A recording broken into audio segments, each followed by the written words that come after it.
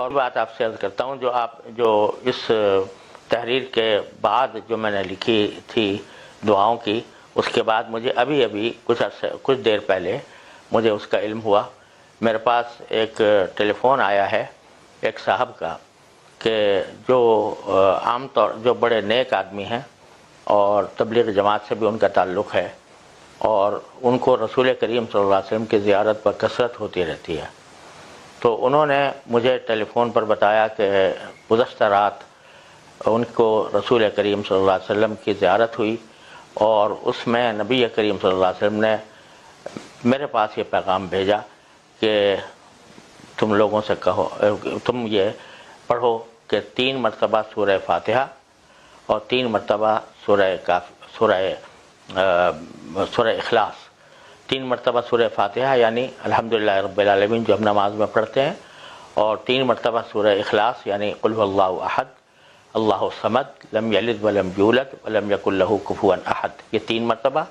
اور اس کے بعد 313 مرتبہ حسبنا اللہ و نعم الوکیل، حسبنا اللہ و نعم الوکیل،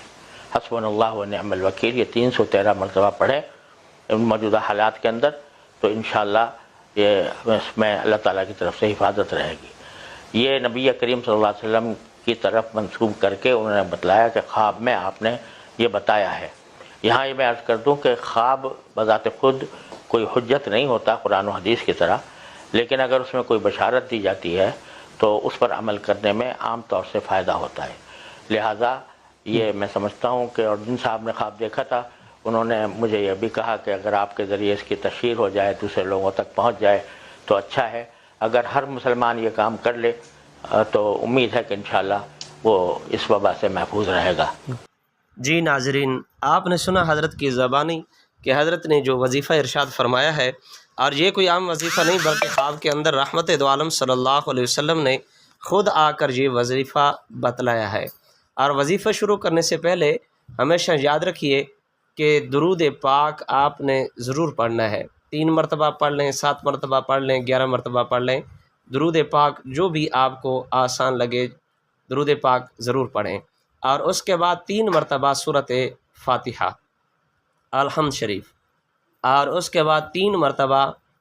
سورۃ اخلاص قل هو اللہ احد، اور اس کے بعد 313 مرتبہ حسبنا اللہ و نعم الوکیل، حسبنا اللہ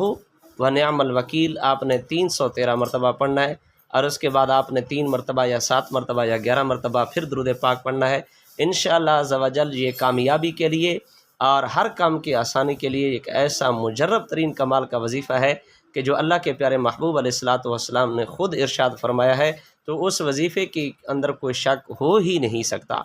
آپ آج سے ہی اس کے اوپر عمل کرنا شروع کر دیں، انشاءاللہ عز و جل اللہ آپ کو کامیابیاں ہی کامیابیاں عطا فرمائے گا۔ تو عزیز دوستو، ہمارا مین مقصد ویڈیو بنانے کا یہی ہوتا ہے کہ اچھی بات آپ احباب تک پہنچ سکے، اور آگے آپ احباب بھی اس کار خیر کے اندر اپنا حصہ ضرور شامل کرتے جائیے، اور ویڈیو کو جتنا ہو سکے واٹس ایپ گروپ، فیس بک گروپوں کے اندر ضرور شیئر کریں اپنے دوست احباب کو، تاکہ جتنے بھی لوگوں تک یہ بات پہنچے گی تو اچھی بات پہنچانا بھی ایک صدقہ ہے۔ اللہ آپ کو جزائے خیر۔